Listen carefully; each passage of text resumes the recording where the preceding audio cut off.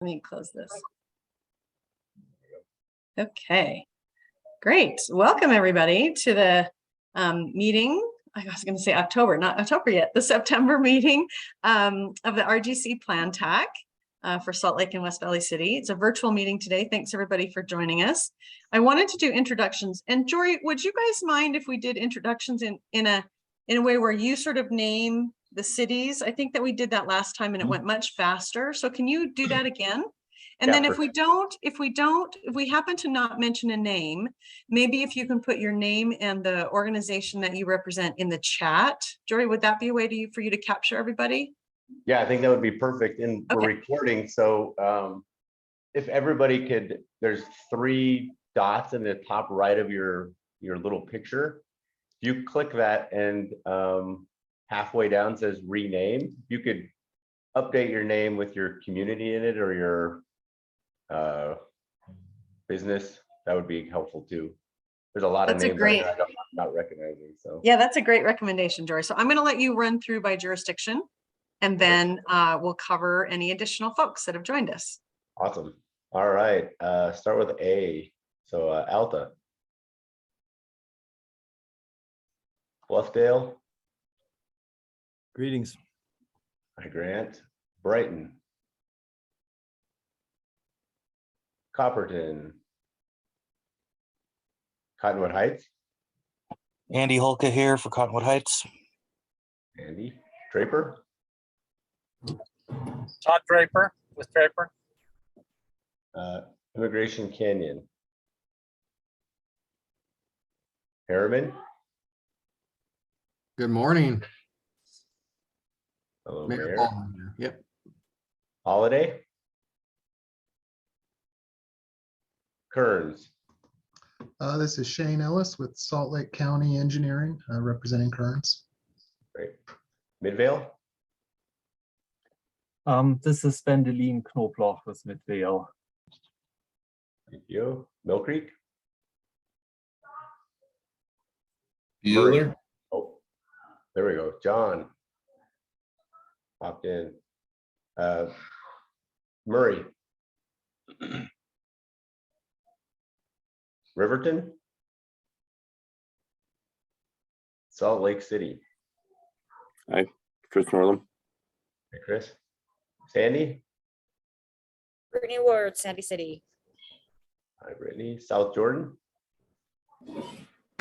David Mann with South Jordan. David. South Salt Lake City. This is Damian Rodriguez with South Salt Lake City. Taylorsville. Good morning, Mark McGrath with Taylorsville. Hello, Mark. West Jordan. This is Nate Nelson with West Jordan. Hey, Nate. And then it's also Ariel with West Jordan. West Valley City.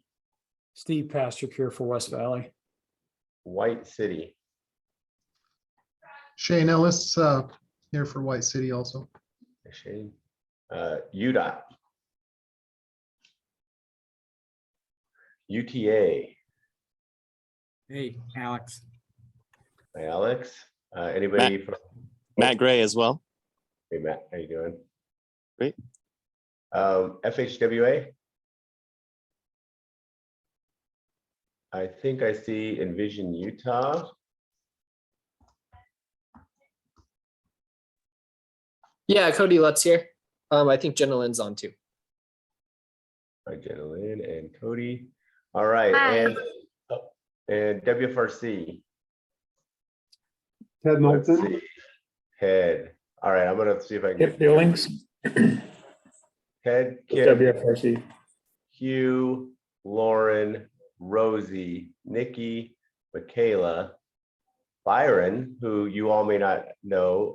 Byron just joined WFRC in our Community Economic Development Group. We got Ben Woothridge, Megan Townsend,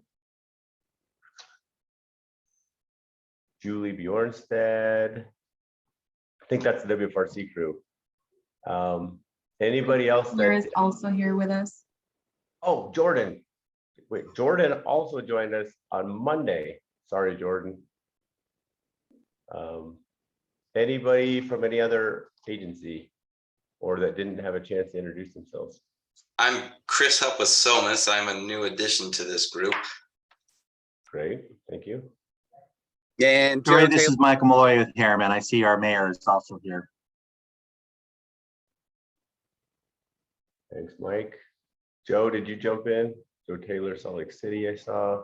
Yep. And Sam Clem I'm here. in the basement, it looks like. All right. Dina. Hey, Jory, I don't know if you mentioned Chris Wilsey, but he wrote his name on the chat with Bike Utah. Thank you. I did not see that. And his kid is cute. Thanks, Julie. Okay, I think we have everybody, right? I'm David Rogers with Salt Lake County Regional Development as well. And Mercedes from Salt Lake County The Health Department. Okay, perfect. Okay, I think we've got everybody. Welcome again, everybody. We're going to take some quick action here to approve the minutes from July 13th. So I'd be looking for a motion to approve those minutes as presented, unless there are any corrections to the minutes that we need to consider. Anybody? A motion? And Rosie, thanks. I think you put them in the chat, a link in the chat, right? To our. I put the agenda on the chat, and the meeting minutes are linked to the agenda. Yeah. Okay, don't be shy. Motions are easy, especially if you read the minutes. Motion to approve the minutes as Thank you. proposed. Thank you, Michael. Do we have a second? Todd Draper, I'll second. Okay, thanks, Todd. Great. We have a motion and with a second to approve the minutes from the July 13th meeting. Here's what we're going to do that's easy. I'm going to ask everyone who is in favor. Great. You can say aye if you want to, raise your hand, however you want to be acknowledged for the vote. So all those in favor of the motion, say aye or raise your hand. Aye. Aye. Aye. Aye. Aye. Okay, any opposed? Not seeing any opposition and any abstentions. Okay, great. This motion passes. We've approved the minutes from July. Okay, Wasatch Choice Fall Transportation Workshops. We have a lot to talk about here. Jory, are you and Julie going to sort of take this on, tag team? I think I'll do the presentation and Julie can jump in if I miss anything, which great happens sometimes. I know these were popping up on my calendar like crazy over the last couple of weeks. I'm excited to hear more about it. Especially with the county, you get invited to all three of them in Salt Lake County. We appreciate your attendance. Okay, let's see. Can everybody see that presentation? Go. Yes. Okay, there we go. Thank you. Go. All right. Do a quick reminder. The Wasatch Choice Vision, if you haven't heard of it, we've had a regional vision for about 17 years, since about mid 2000s. It is kind of the umbrella idea or coordination effort between economic development, land use, and transportation.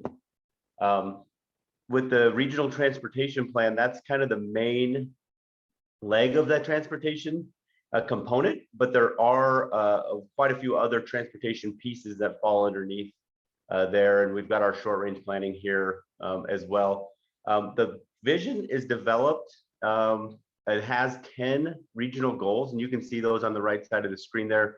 They range from livable and healthy communities, quality transportation choices, clean air, a sustainable environment, and so on. And we developed the regional transportation plan through the lens of those 10 regional goals.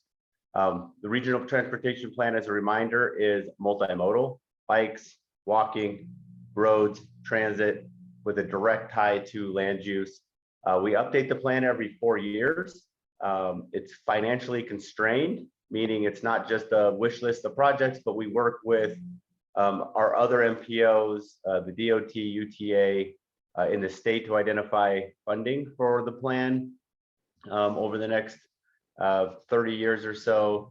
and maintain that financial constraint. It has to meet our air quality conformity determination and budgets. And it's not just a list of projects between now and the end date, but it's phased in about 10-year or decade timeframe. So you can see the 2023 plan will be phased 2023 to 32, 33 to 42, and 43 to 50. Over the last couple years, so we've got about 9 months before we adopt the upcoming 2023 plan. You all have helped us look at external forces and policies, draft a preferred scenario. You've looked at the needs-based phasing, so when those projects are needed by decade. And even this last summer, you all helped us with the financial constraint first cut.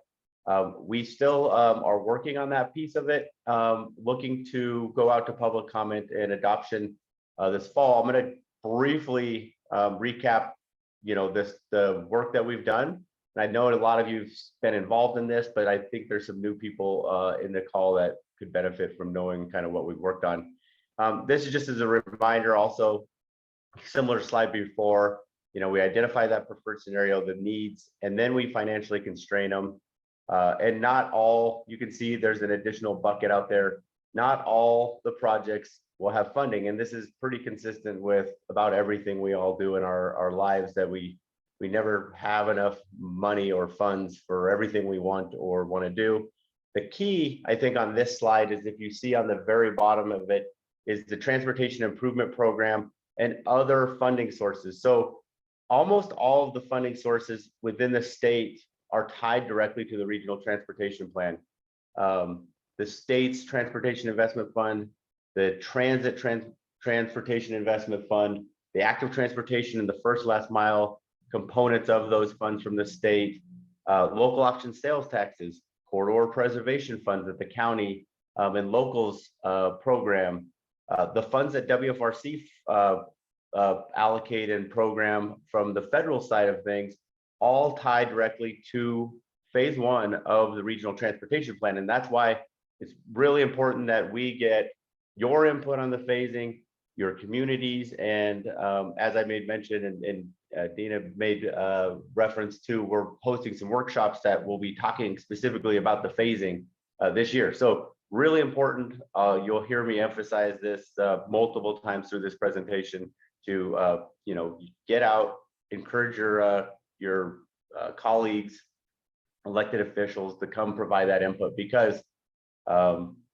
it needs to be in phase 1 to get the funding to be implemented.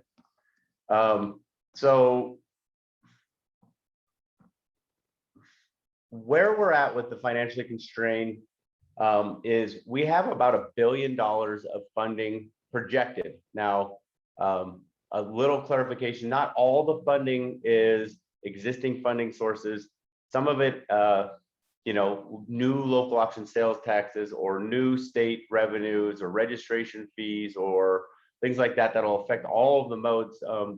There are some that still need to be passed in the future, but we do have some significant existing funding sources, and the combination between those two equate to what you see on your screen here. About $1 billion of funding available for the Wasatch Front, Brigham City down to Bluffdale, for active transportation, about $17 billion for roadways, and about $5.6 billion for transit. As I made mention before, we never have enough funding for our needs. So you can see in the light blue lines there, we have over $1 billion of needs for active transportation, almost $25 billion in needs for roadways, and around $9 billion of needs for transit projects. And those are all in today's cost. So that's not the inflated cost out in the future. It's what those projects would cost now and the available revenue brought back to today's cost. So we call that net present value. So this is where it gets a little tricky when we have to try to financially constrain the plan and identify how many of those projects are what we can build. And here's a different view of that. So you can see in phase 1, there's about $15 billion total. This is between all the modes needed, but we have less than $10 billion of needs. And so what happens is not all of those needs can get funded. They're the highest priorities, but some of them might have to wait beyond the first 10 years. And so in phase two, if we just looked at the phase two needs, about 11 or 12 billion dollars with about $8 billion of funds needed. And then in phase three, we're about even. And you might think, well, why isn't this 1/3, 1/3, 1/3? We're not starting from scratch in 2023. We have existing needs right now that we haven't funded over the last 5 years, the last decade of projects. And so there's always a front load, call it, in our phasing of more needs needed, needed now, or more projects needed now than in the future. And then that's the same bar chart on the right there with the, about $35 billion of needs with only $25 billion of overall revenue. You all helped us this summer. So we came out to the July Technical Advisory Committee, asked you to provide comments on an interactive map. We also sent that to your counterpart at your city or county, the engineers that attend Transcom, the Transcom Technical Advisory Committee, and asked them to provide comments. And so we received comments, 86 comments on roadways, 11 comments on transit, and Hugh continues to take the lead with 120 comments on active transportation. And we've been working since the end of July, first part of August, reaching back out to local communities, working really closely with UDOT and UTA to move projects around and adjust them. So we'll provide a link here, or I will, after the presentation, and you can see the update to that financially constrained comments that you've all given us. During this time, we've also drafted a household and job forecast for the entire Wasatch Front area. And this gets down to the traffic analysis zone level. So if you hear the acronym TAS, that's what that means. And I'll share this link with you also, that's here at the bottom, or you can just write it down, wfrc.org. It's household-jobs-forecast-map. But we get countywide population and employment from the KEMC Gardner Policy Institute on the county level. We then work with you all to allocate that population and growth out to 2050 by year with you all by those traffic analysis zones. We use a real estate market model that will help distribute that growth. And as you all know, this ties directly to our transportation. So this all ties to our travel demand model that helps provide us with future projected riderships, roadway volumes, and we even have a micro mobility model that looks at active transportation usage now. It's based on existing housing, employment, land use, market values, accessibility, and future land use policies, including general plans and our vision in our center. So we did a pretty big effort last summer updating our Wasatch Choice centers. That is reflected in the 2019 amendment number 4. So those centers should be really clean, tight. There's no overlap. We adjusted some of the types, and we appreciate all your help on that. There's over 250 centers throughout the Wasatch Front and on the vision. And if you don't remember, our kind of generic definition for a center is that it's higher intensity than the surrounding land uses. It's walkable and it's mixed use for the most part. There's some centers that are pretty specific to like industry, but for most part, our main 4 centers are mixed use between employment, retail, and housing. So we did take feedback on this, and we appreciate that. I'll send out a link, and you guys can play around with this and look at it. It's a really if you've been around in the past, this is way better than the spreadsheets we would send you with 10,000 cells filled in and ask you to update your populations by TAS. This is a click away. It's really easily viewable. We do have a new RTP interactive map with the updated phasing. We've added some cool features to this. So now you're able to just look at projects that are locally owned, so local community, city, county roads, or you can look at just UDOT, or you can look at everything. You can look at a variety of different type of projects. You can see on the right, you can just look at new construction. You can look at just widening projects. You can look at projects by needed phase or financially constrained phase. Projects are also viewable. If, for instance, you're curious, well, what projects were needed in phase 1 but didn't get funded or had to get pushed back to phases 2, 3, or unfunded, you can sort the projects and view it in that. And we're open to, as you guys play around with this map and use it, provide the feedback, because we're continually making updates and changes based on user feedback. And we want this to be as useful as we can over the next 4 years after we adopt the plan. Upcoming workshops, I'll briefly touch on that. We're continuing to coordinate with all the other MPOs and UDOT, UTA in the state on the Unified Transportation Plan. We are currently the only state that I know of that does this. We've done this since about 2007. We align goals, performance measures, active transportation, our timing, financial constraints statewide, and it's pretty impressive effort. It does take a little bit of effort and time, but it's worth it in the end, because I think the state overall is doing really, really well with transportation. We're going to go out to an official public comment period in about January and February, with the look to adopt the plan in May. The upcoming agendas are agenda for the workshops this fall. You can see here, and Julie step in, or Ted, they've been really working on the agendas for the workshops. We want to talk about the vision. We know there's going to be some city council members, planning commissioners that aren't familiar with the vision and the work that you all have helped us do. We want to look at emerging trends in transportation. How do we optimize our transportation system through some policies or innovations? And then look at enhancing our transportation system through capacity increasing projects, which is the regional transportation plan. So those are kind of the main topics for the workshops.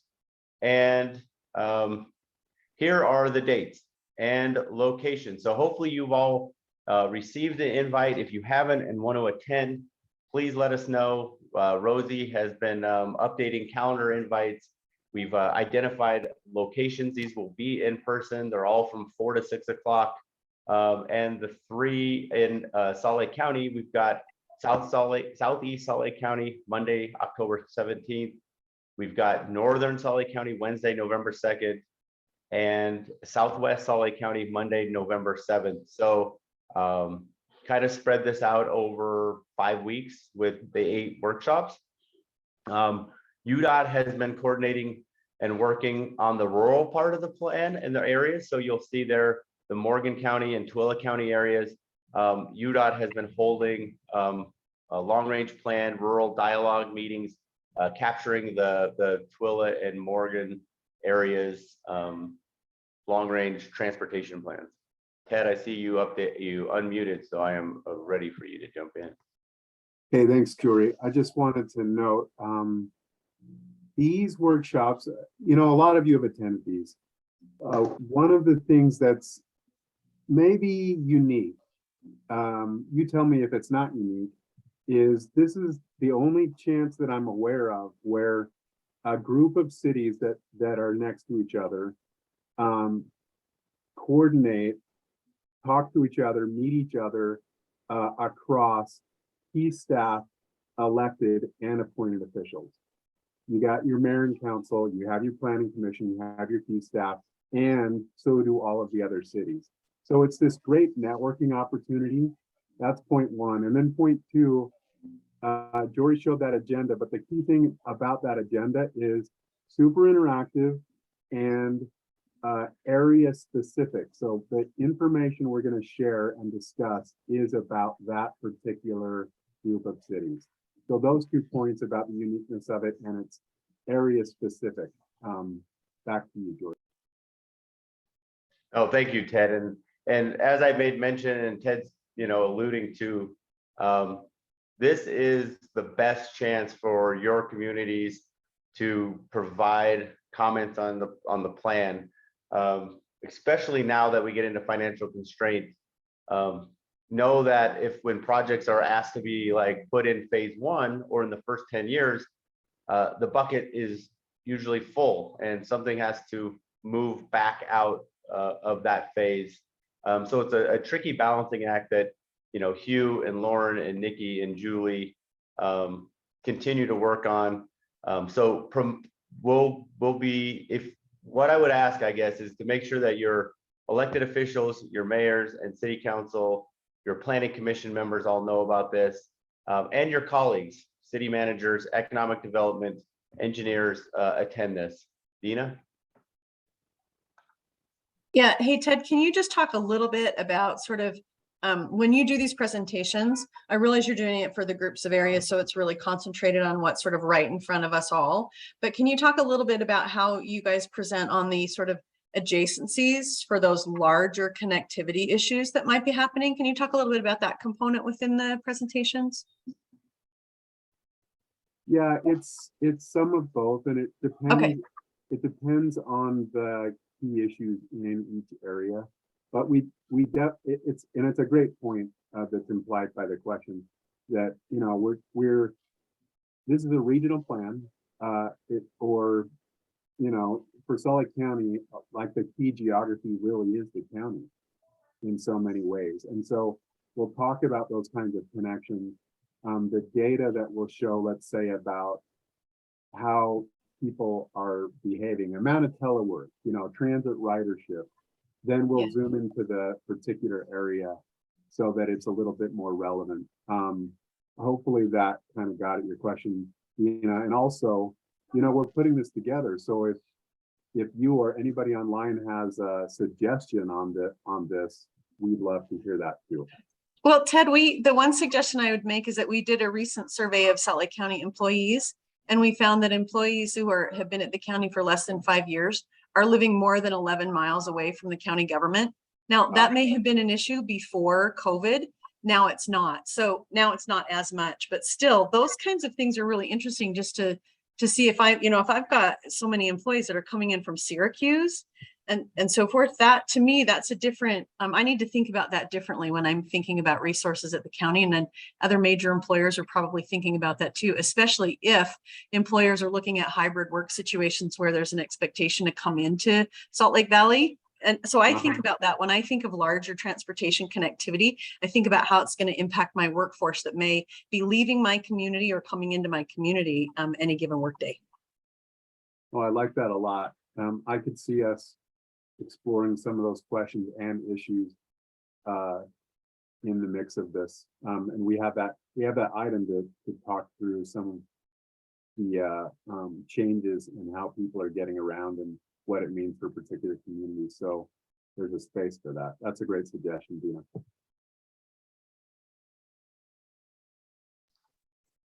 Okay, Jory, anything else we need to say about that? No. Okay.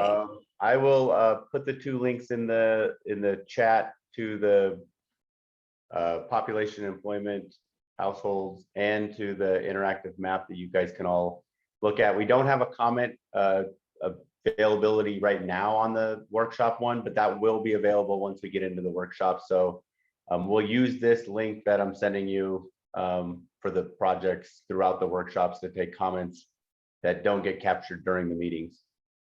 Okay, fantastic. Thank you. Okay, we're going to move to the Jordan Valley Water Conservancy District. And I think, is Bart on the call or somebody from Jordan Valley on the call? This is Mark Stratford. I'm here in place of Bart. Mark, great. Welcome to the meeting. I'll turn the time over to you.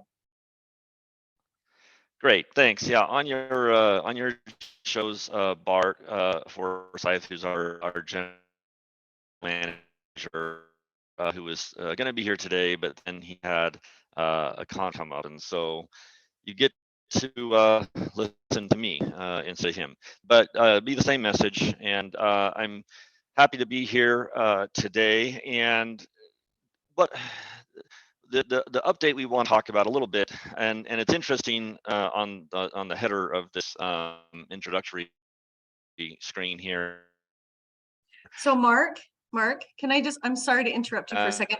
We're having some sound. Transportation planning. I'll try. Oh, yes. Mark, I'm sorry, your sound is kind of going in and out. Is anybody else experiencing that, or is it just me? So Mark, you may want to just cut your video. It might help your bandwidth. Sometimes that can make the sound a little bit better. Let's give that a try. Yeah, I will do that. Let me know if it continues, and I might have to drop off and rejoin. Am I still messed up here? That seems to sound better. Good. Yeah. Thank you.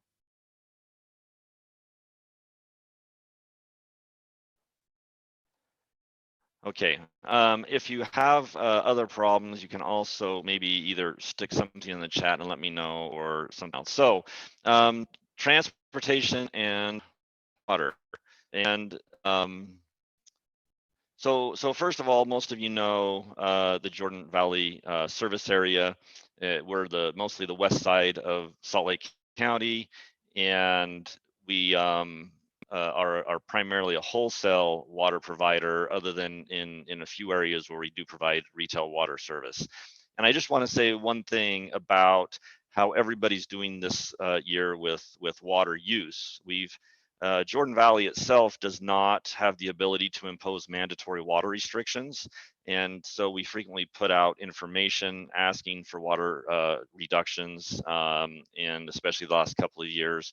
And we've seen really good public response. And I do want to say, I know that this is mostly a planning group, even though it's part of the advisory group, the transportation side. But I think that we shouldn't discount the importance in the planning world and dealing with water issues of how valuable public messaging can be, even without any kind of mandatory restrictions out there. And so in the planning world, one thing that I think we're really coming to recognize is that every land use decision is also a water supply decision.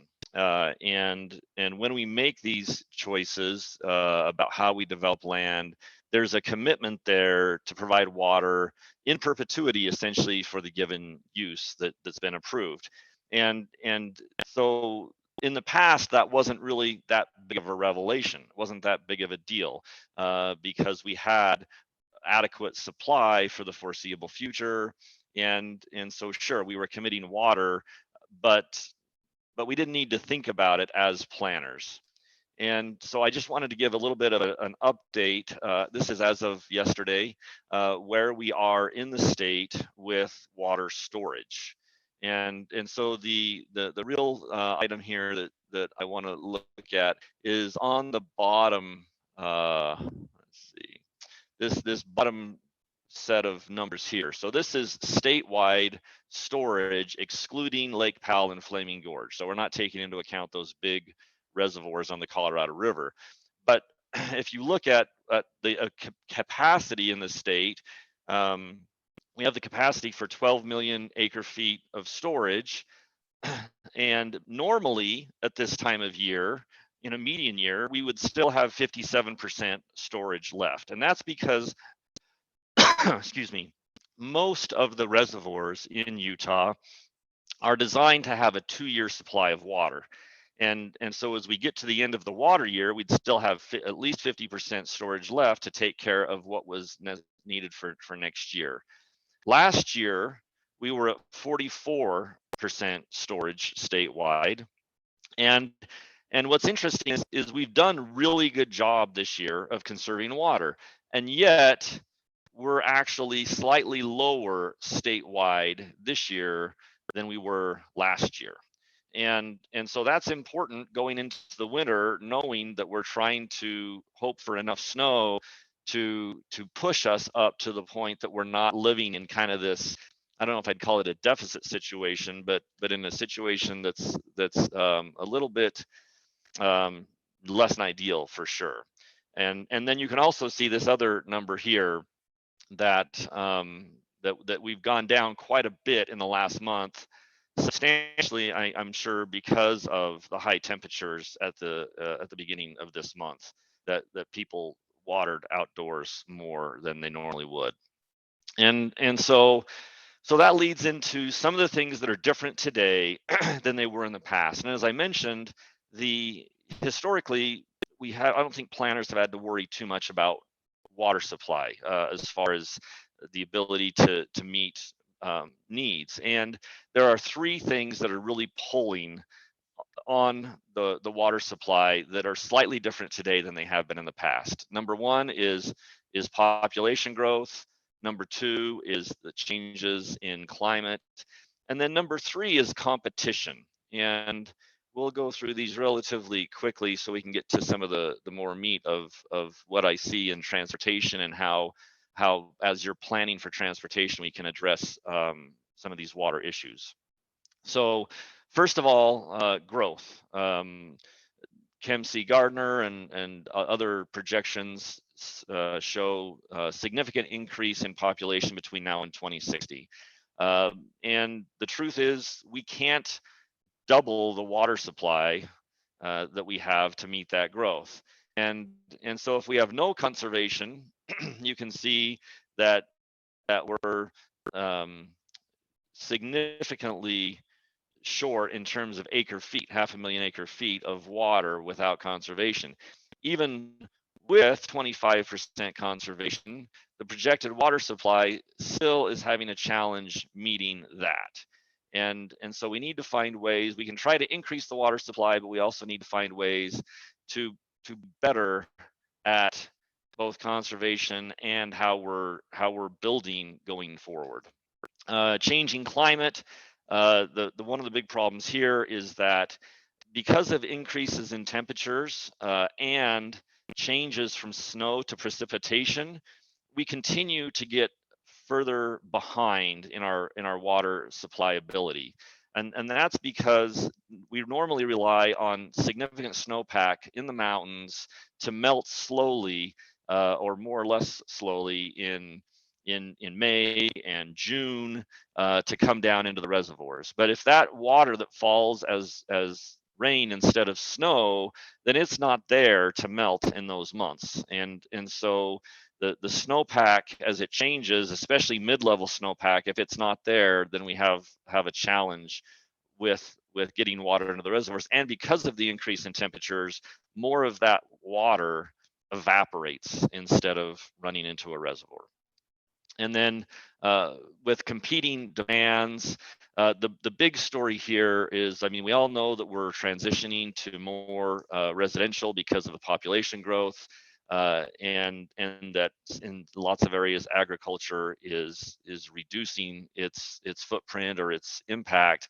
But really, the needs of the environment are being felt in a way that they haven't been felt in the past, particularly the Great Salt Lake. And the desire to try to figure out how to stabilize or increase the flows to the Great Salt Lake in the face of these other demands. And so any future water projects are going to have to take into consideration the needs of the environment and what's the effect on that. And so one of the things I want that we're going to talk about today is some legislation that happened in the last legislative session. But before we do that, I actually want to switch it around and get to, and this says municipal action. It also includes counties, Salt Lake County, or anybody. You know, what can we do to have better, efficient water use associated with growth? And from Jordan Valley's perspective, we know that increases in residential populations, it's interesting that there will be more deliveries for residential use, but if all of that use is indoors, or if substantially most of that use is indoors, a lot of that water, in fact, almost probably 90% of that water can return to the system because you're flushing your toilet, you're using the sink, you're washing clothes, all of that goes down the drain, can get treated, and can get back into the system. What doesn't return to the system is what we call consumption or depletion. And that is largely a result of irrigation and a result of this kind of irrigation. where we have spray heads throwing water into the air, and so you have increased evaporation from spray heads, and grass itself is a pretty high consumer of water, and so the water that goes to grow the grass is lost to the system, and the water that's evaporated is also lost to the system. And so as planners, we need to find ways, or we're asking you to find ways to turn people to several different options. One is to go to drip irrigation. There's inline drip, where the hose itself just has little holes in it and the water comes out there, or there's point source where you attach a little emitter to that drip system, and it can water just the individual plant. Both of these are fine as far as the ability to conserve water and make more available as for additional growth as we go forward. And you can see the examples there or the points about how drip irrigation is really helpful. Jordan Valley has some water efficiency standards that we have suggested for the communities that we provide wholesale water to. And the real significant thing here is, and this is a different, I think, world for planners. Historically, planners, you have a landscape standard, and you give a lot of leeway to people about how they can landscape. And I don't think most cities have minimum requirements for grass. I know a lot of time the legislature gets on planners and on ordinances and says you need to get rid of these mandates for grass. I don't think that's the case, but the truth is our ordinances today in many cases allow grass in places that it shouldn't be. And so an important part of the water efficiency standards Jordan Valley has drafted are reducing the areas that have turf in them. And for example, in residential landscapes, we suggest not having more than 35% grass, and in more commercial settings, not having more than 20% grass. Not counting like play areas like soccer fields and stuff like that. But if you're just, for normal landscaping standards to significantly reduce that, and that requires change for many cities to mandate a maximum amount of grass. And the other area that's really important is the park strip, and this is the transportation element. As we're planning roads going forward in the future, and we're thinking about roadway design and park strip design, we should be planning on having no grass in the park strip. That doesn't mean no vegetation. It just means no grass with that overhead spray. There can still be plenty of trees and other kinds of vegetation, but they should rely on drip irrigation.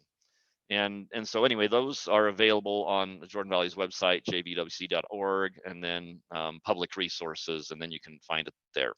So how this ties into what happened with the legislature last year, Senate Bill 110, most of you have probably heard about this, and it requires cities and the county as well to adopt a water use and preservation element in the general plan, and that's supposed to be complete by the end of 2025.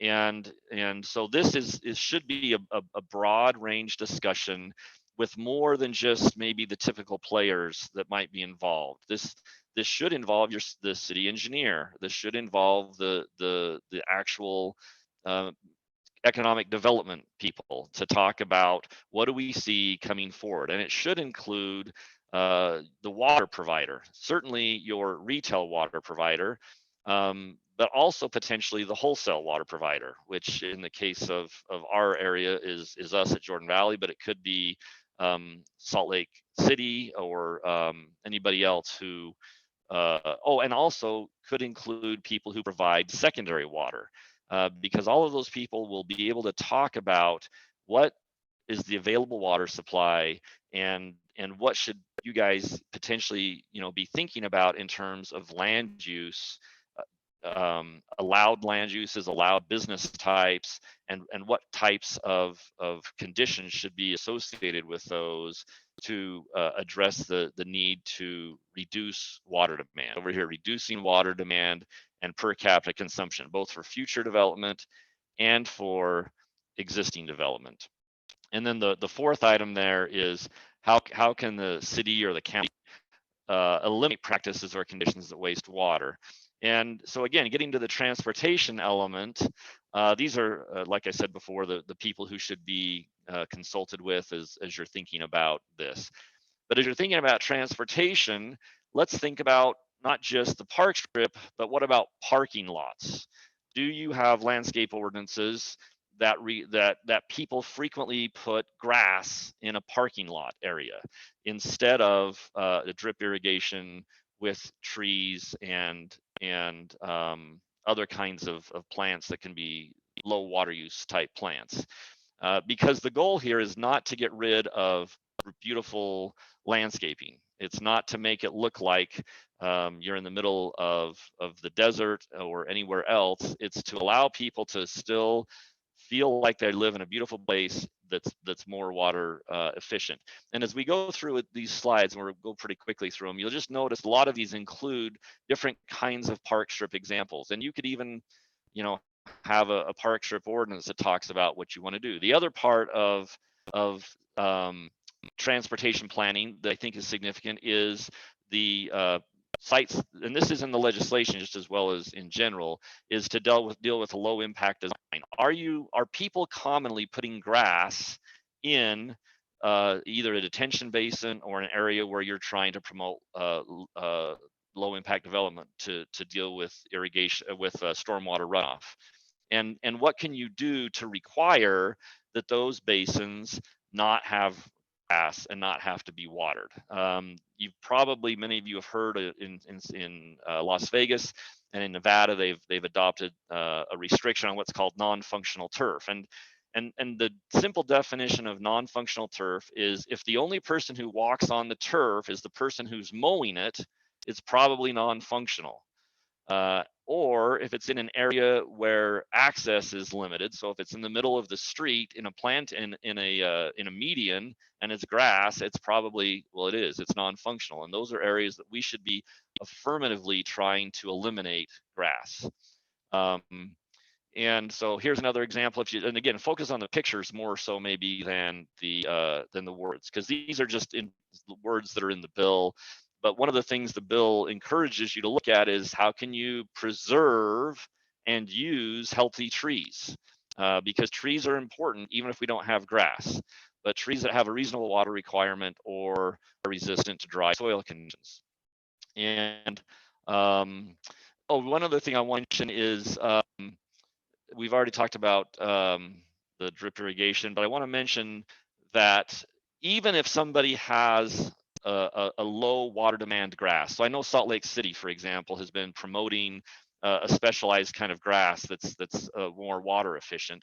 From our perspective, you should still be only using that grass in functional locations and subject to the same percentage limitations. Now, every city is going to decide for itself what it needs to do. I mean, we're not the landscape police, right? These are just Jordan Valley's suggestions, but just because you have really effective grass doesn't mean it should be everywhere. It should still be used in the appropriate areas.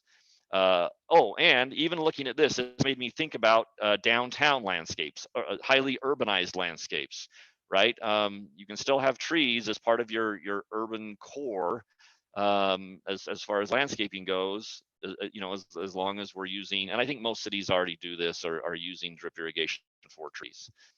And so the end result of the recommendations that should come out of that process are, first of all, water conservation policies to be adopted by the city or county. And these are, how are you going to change your operations? How are you going to change your existing parking lots? How are you going to change your existing parks? How are you going to build new buildings to be more conservation oriented? Again, landscaping options within the park strip that do not require the use of lawn. Now, this is in the bill, but the truth is you should strongly be looking at not just saying, oh, you don't have to have grass in the park strip, but saying you may not have grass in the park strip. Changes to ordinances that promote inefficient use of water and standards for new types of development. So I think I've used more than probably my 15 minutes. That's probably far enough in the presentation to go. And really appreciate you letting me come here and talk about this. I don't know if there are any questions, but this is certainly a very important issue that we want to be engaged in. And if any of you, whether you're in our district or not, want to reach out to us, we'd be happy to talk with you about how we've developed these and what you can do with them. Yeah, do we have any questions?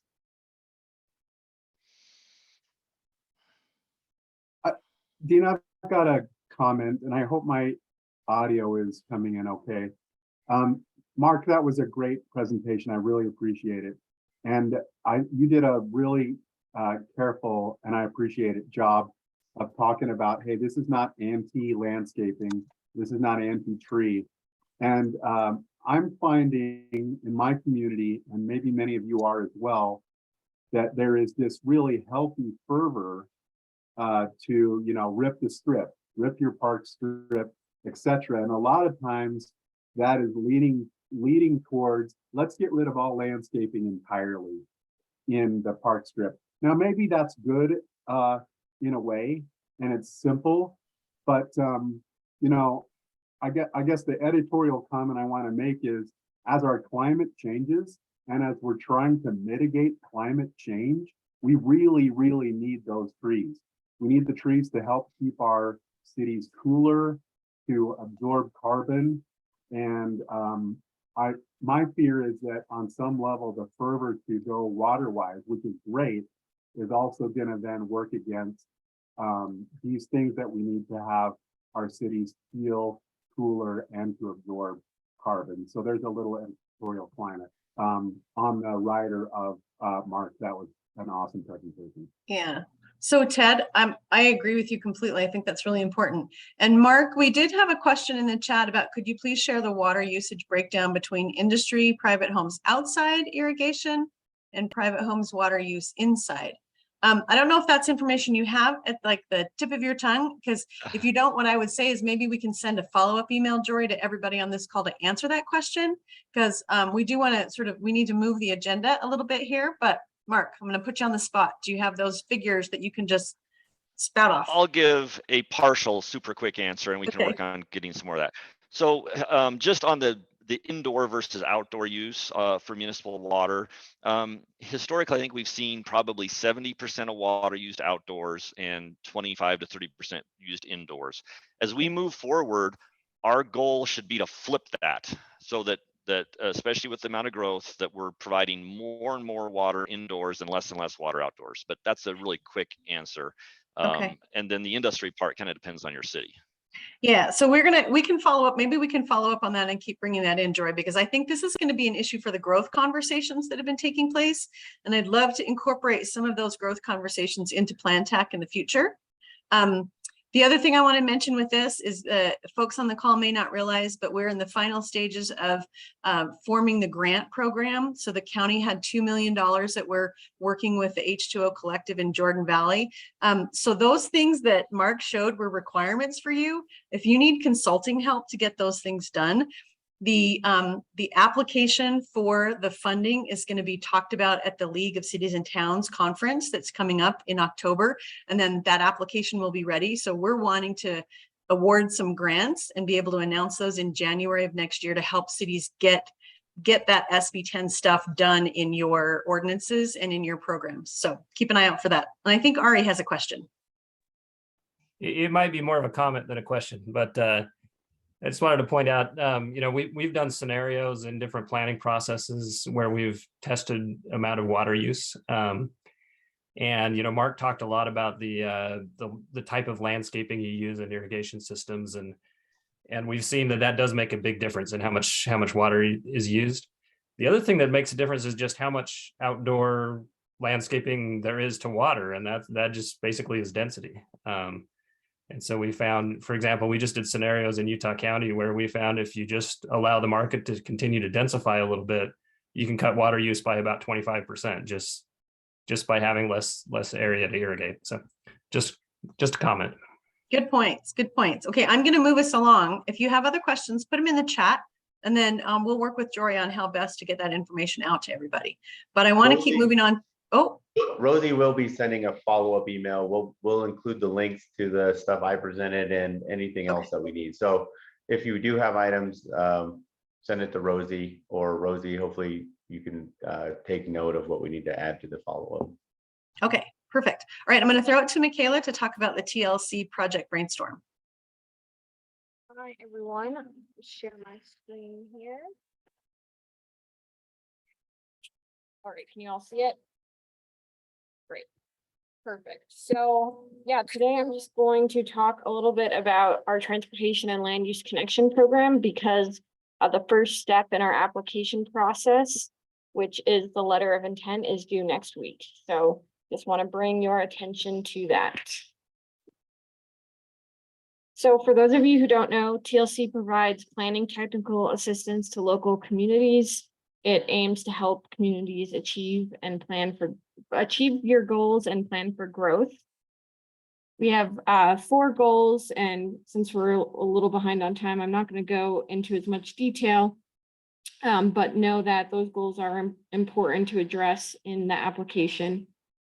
And a really cool and special part of the TLC program is that it is a collaborative partnership between UTA, UDOT, Salt Lake County, and WFRC. And not only do partners, help provide funding for this effort, but we also all provide assistance and expertise to communities. And I think that's a really valuable part of TLC. TLC can support a variety of projects, from regional visions to studies to active transportation plans and ordinance updates. We can support different kinds of end goals for planning efforts. So we can support kind of traditional planning documents such as visioning documents or downtown master plans. We can also support the writing of policies such as zoning ordinances or form-based code. And we can support different products like financing options, implementation strategies, or scenario plans. So in the next few slides, I'll talk about some kind of key pieces of community planning that TLC can support, and some of kind of the timely questions that communities might be asking that can be answered through different planning efforts with TLC. So a big part of TLC is helping implement our shared Wasatch Choice vision. We can do this perhaps by a land use and transportation corridor study, where we're asking things like, is your land use plan incompatible with upcoming transportation improvements? Is there some sort of adjustment that needs to be made there? We can look at town center master plans and asking questions about if your future center is catching the eye of the development community, and if not, what sort of connectivity and accessibility improvements might be valuable there. We can look at access to opportunities. For example, are you interested in optimizing access between residents, jobs, and community necessities through both mobility and proximity? We can look at ordinances and zoning, and following the Jordan Valley Conservancy District's presentation, we can look at things like, your park strip requirements and your landscaping requirements, and either do an ordinance audit or help resolve incompatibilities between different parts of your ordinances. We can also look at if your ordinances reflect your latest land use planning efforts. Have you recently updated your general plan but haven't yet updated your zoning code to reflect that general plan? These are things that TLC can help with. We can also look at quality of life issues. For example, we can come up with some sort of strategic plan to identify public outreach strategies that work to engage communities in your city that you typically haven't been able to engage with. We can look at neighborhoods with needs that you want to understand better and better support. And we can conduct planning efforts that think critically about parks and public spaces. So applying is a two-step process. The first step is the letter of intent. That's due next week on September 29th. It's submitted online and it's very basic and short. Just make sure that you describe your project idea, identify, what you're trying to accomplish with the project, and just sort of some basic details about the project. On December 8th, the application is due. I'll note here, it includes open-ended questions about your project. And I just want to really emphasize that you answer every single question. Don't write same as above for one question to answer another. Don't write not applicable. Make sure that you're really explaining it to us and spelling it out, even if you think it's really obvious. It just helps the evaluation team make sure that we understand all the great things about your project. So just give us as much information as you can. The project selection criteria do include how the project supports the 4 TLC goals that I had on a slide at the beginning, as well as how it relates to the Wasatch Choice vision. So make sure those are things you're thinking about as you apply.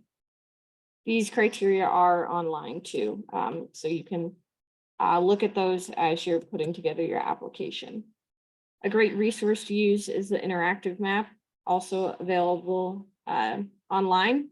You can look at every single project that's been awarded through TLC.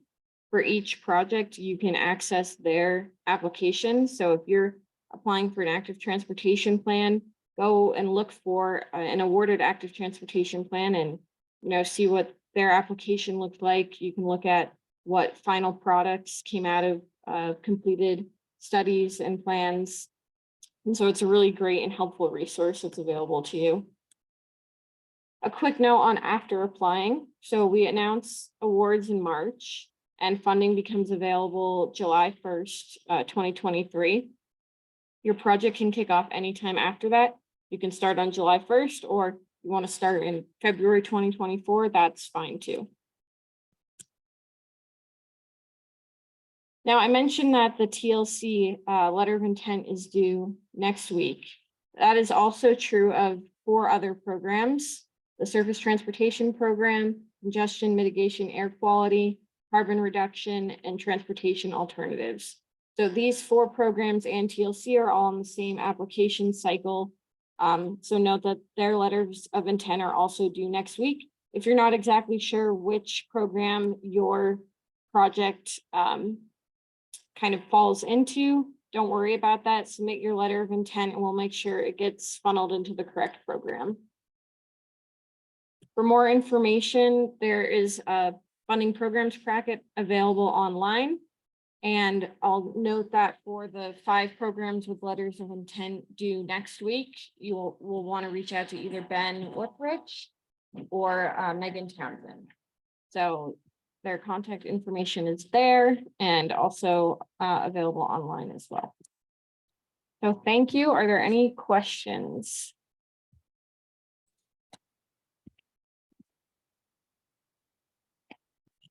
I'm not seeing any questions. Nothing's coming through the chat. So Michaela, thank you very much for that information. And you have the contact information. So if there's any follow-up questions that come after this presentation, don't hesitate to reach out to the folks at Wasatch Front to get that figured out. So we have about 25 minutes left. We've got a couple of items still on the agenda. So I wanted to just make sure we're going to sort of move through these as quickly as we can, but we want to make sure we're spending appropriate amount of time on them. So we're going to go to the study updates and the safe streets and roads for all the grant applications. So Kip, are you ready to present on this? Yes, I am. Are you seeing my screen? We sure are. Thank you. You're hearing me all right? Okay. Safe Streets for All. You've probably heard some about this program, so I'll fill you in a little bit on the details and where we're at with this effort. This is a federal highways program, and it was targeted to local communities. These areas that are circled on this chart shows fatal and serious injury crashes. The dark blue bars are freeways. The sky blue are arterials. So this program is intended to help local communities with safety needs on arterial and collector roads. These rural areas are often roads administered by the state, and the state has other resources to deal with that. So not ignoring that, but it's a different funding source. This falls under the, in this case, SSA stands for Safe System Approach. A paradigm shift that we move away from this idea of, well, accidents happen, which may be true, but those mistakes should not result in fatalities and serious injuries. So the intent is to look at the roadway system and identify factors that are leading to that and how we can make improvements. So a little bit about the Safe Streets for All program.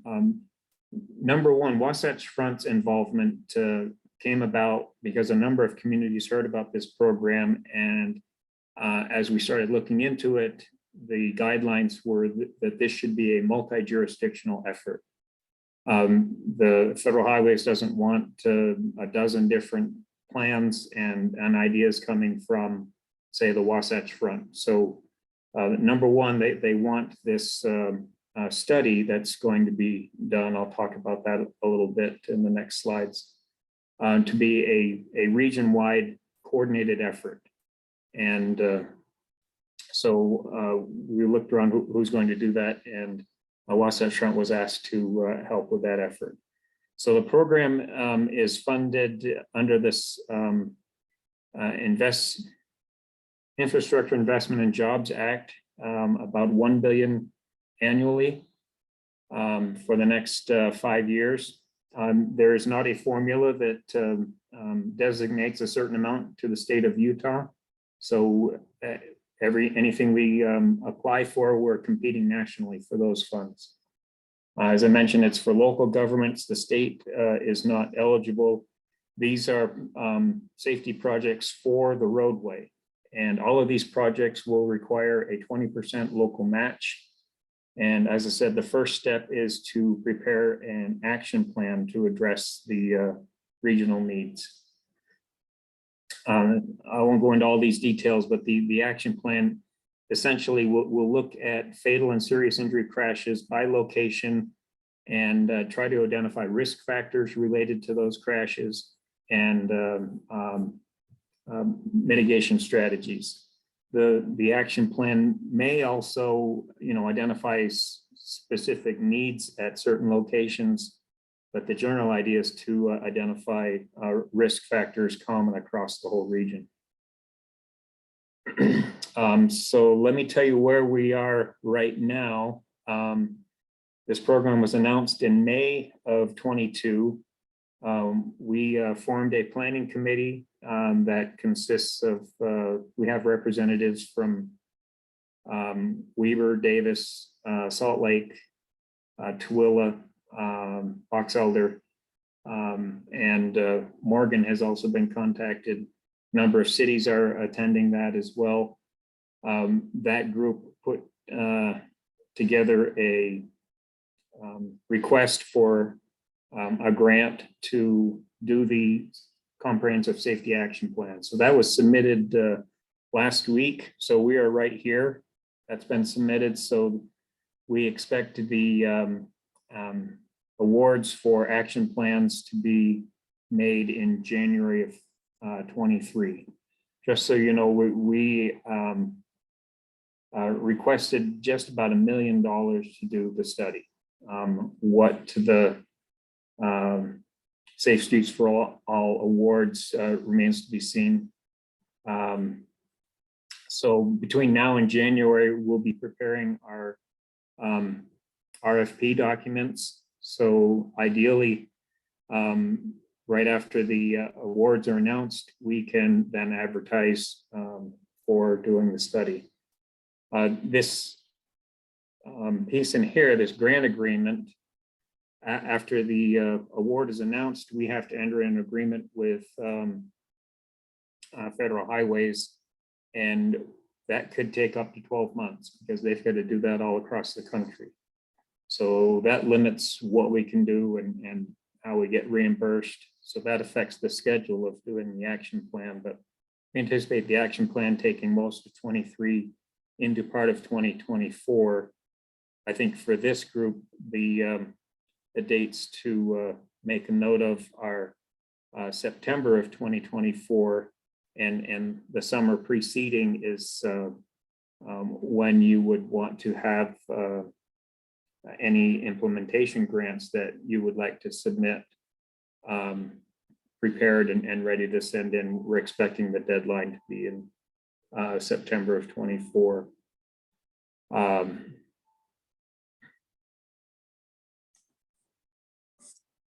We don't know how much will be made available to the Wasatch Front region. It could be, you know, as little as 3 million each year, as much as 20 million. That remains to be seen. I wanted to emphasize again, though, that unlike what Michaela just presented, this is not a WFRC program. We are just been invited to coordinate the study effort. Once the study is in place, cities can then apply independently based on information in that study and apply for projects in their community to address safety consistent with the action plan. Any thing I left out? Any questions this group may have about Safe Streets for All? Any questions for Kip? Oh, I wanted to, if you weren't aware of this planning committee, want to get involved, please contact me. Okay, great. Thanks, Kip. So I'm going to move quickly to Julie. Julie, want to talk a little bit about the Zero Fare Transit Study? Can give us an update on that? Yes. Okay. Yeah, so this regional Zero Fare study the purpose is to evaluate the effects of eliminating fares on the UTA service. We kicked off the study in June of 2022, spent 2021 kind of exploring the idea, discussing what we wanted to do, and released the RFP in January. So just before Fare-Free February, but didn't get kicked off until June of 2022, which ends up being a good thing because then we were able to learn some information from that Fare-Free February local case study. The project team is the two Wasatch Front MPOs, Wasatch Front Regional Council, and the Mountain Land Association of Governments.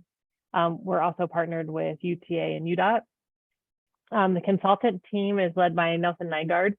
They're really the leaders in this field of study, and they're currently writing TCRP, the Transit Cooperative Research Program's Fare-Free Transit Evaluation Framework. So I think we really have probably the best team that we could have gotten to lead this discussion. What we saw from Fare-Free February was positive outcomes related to, we had increased ridership, we had lower incidence of safety, like the decrease in safety incidents, and then positive feedback on the experience that was provided in February.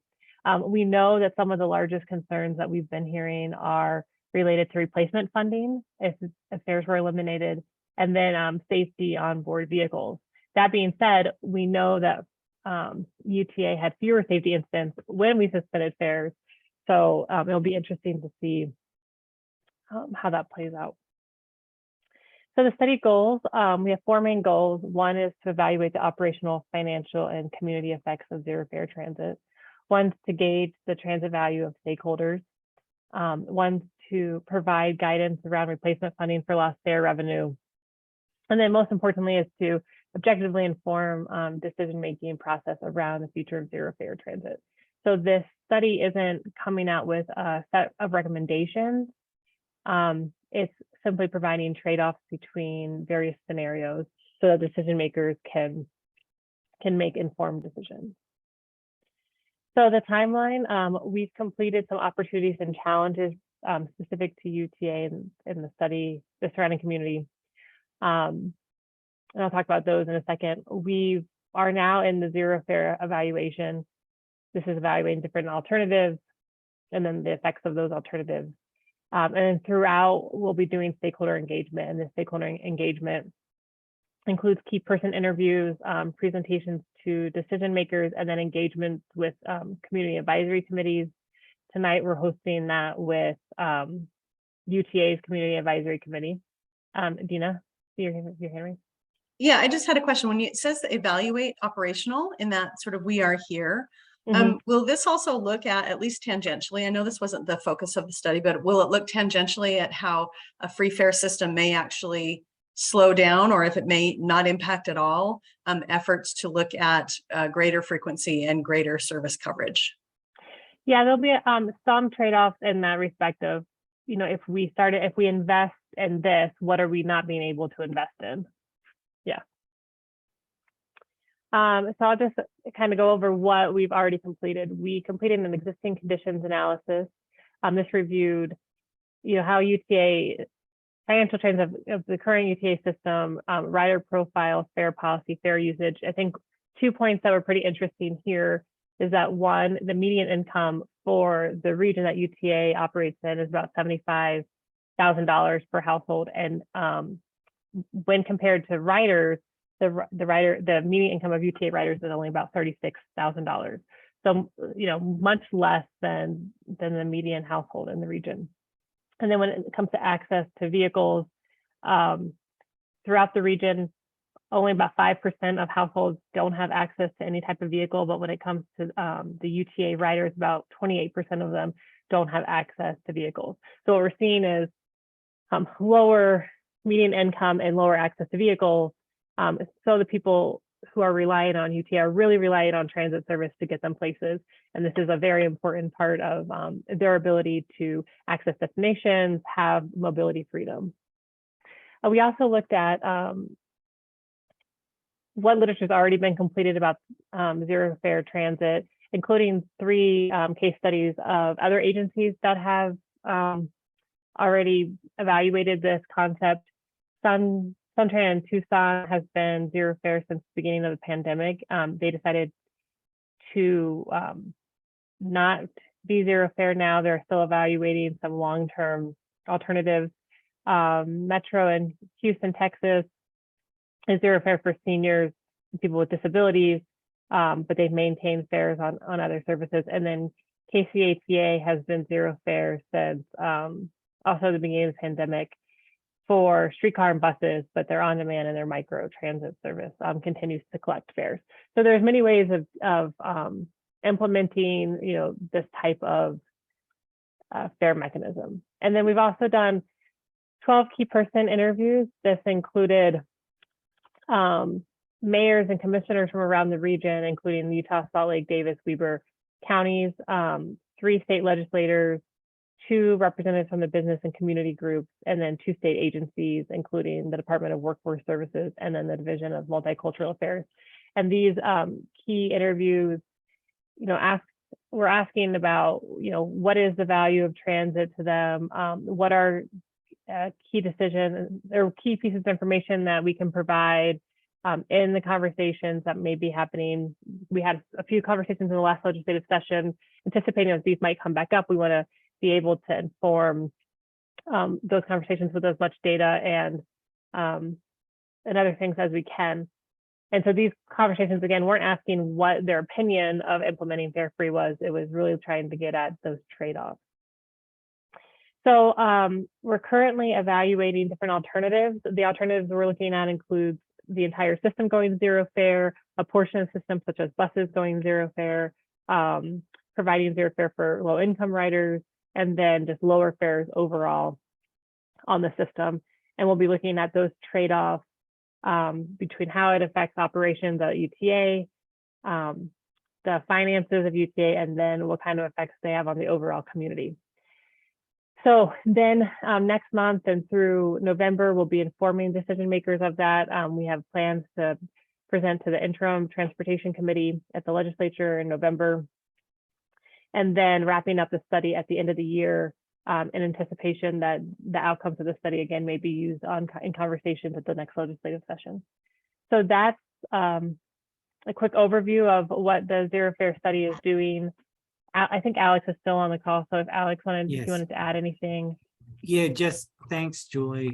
Quickly, just we're calling it the Zero Fare study, but we might have called it something different in retrospect. We're just looking at alternatives of different options related to fare. So that would include zero fare, but it could include other things like reduced fares for certain groups, reducing fares overall.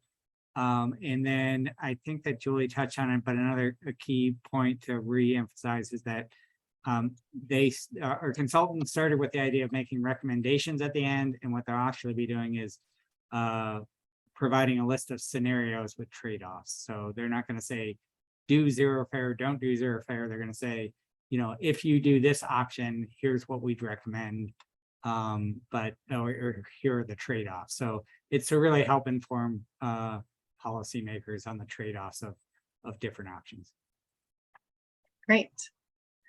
Thank you, Alex and Julie. I'm gonna, for the sake of time, if you have questions about this, please put them in the chat and we will do our best to make sure there's a response that comes to everybody. I'm just worried we've got 2 more presentations. We have about 8 minutes. So Hugh, I'm gonna throw it to you immediately for the Park City Mobile Active Transportation Tour.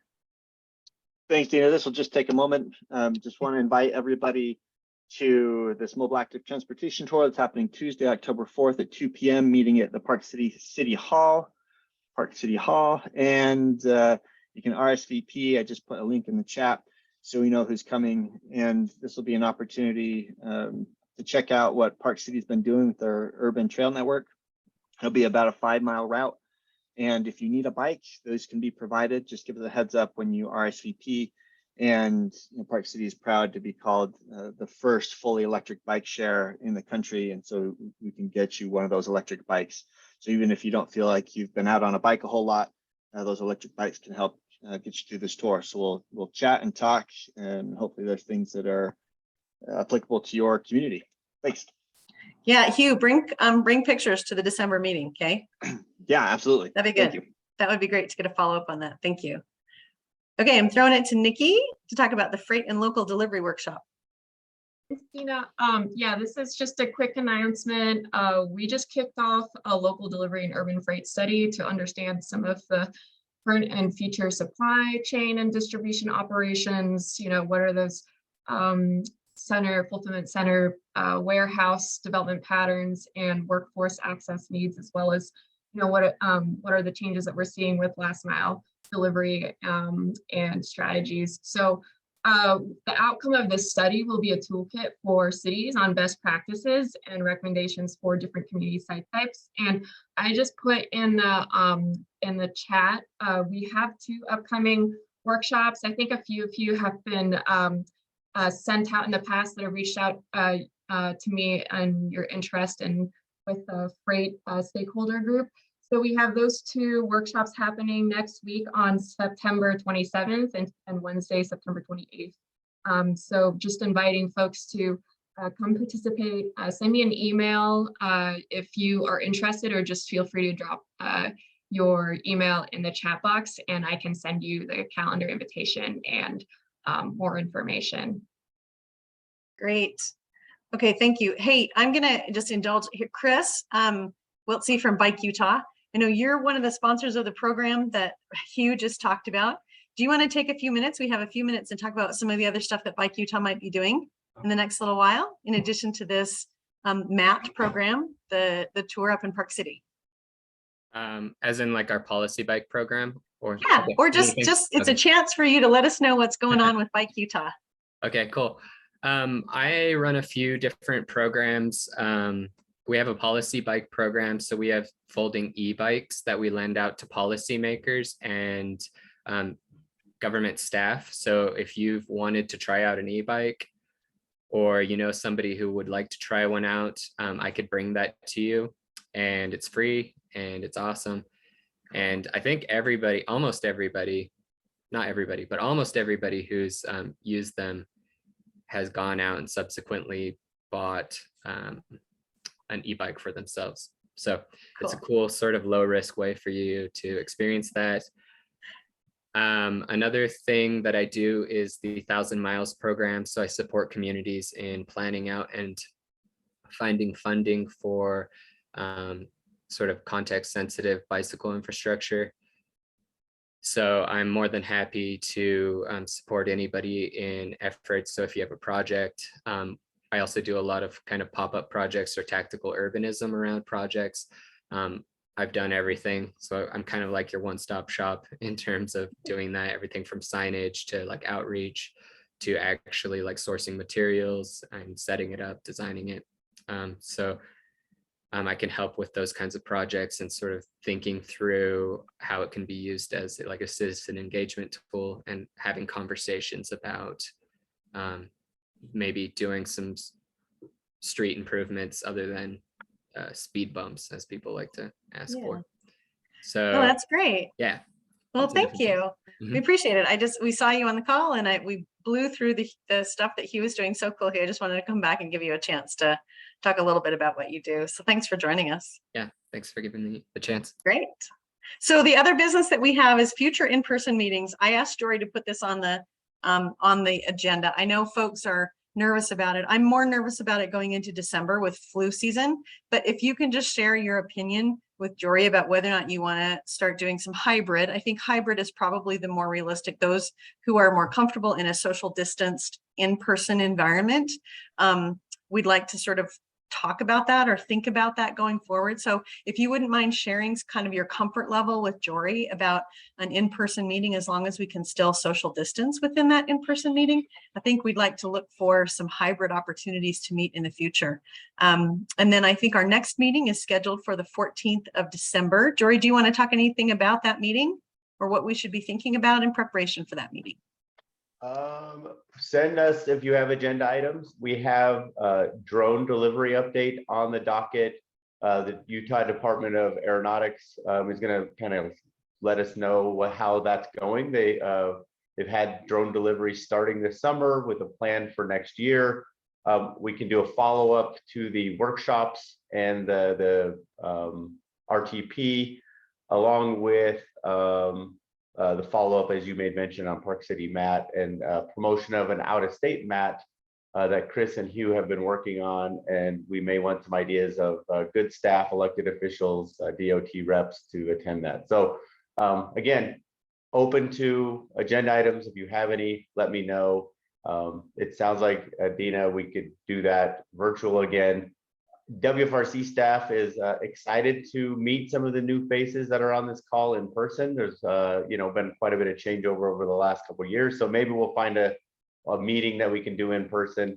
And we used to have some sweet breakfasts, I think, that always drew a good crowd in the morning meeting here. So that's all I Well, have. and Jory, our staff has been trolling around the valley for good hybrid meeting space. Harriman's got a great space. West Jordan has a really fantastic space, and they're sort of centrally located. So that might be an option. So okay, can I just request that at some point the growth conversations be put on our agenda, at least considered, just as an update and to keep everybody plugged in to what's going on with that? Yeah, I will tag Ted with that, and then we will figure out who and what, and maybe we'll have a follow-up call with you to get a little bit more specific on details. Yeah, okay, great. Any other sort of parting words from anybody? Thoughts and wishes for a great weekend? I know it's only Wednesday, but looking forward to it. Have a great weekend. Okay, thanks everybody. Have a great week and a weekend, and we'll see you in December. Take care. Take care.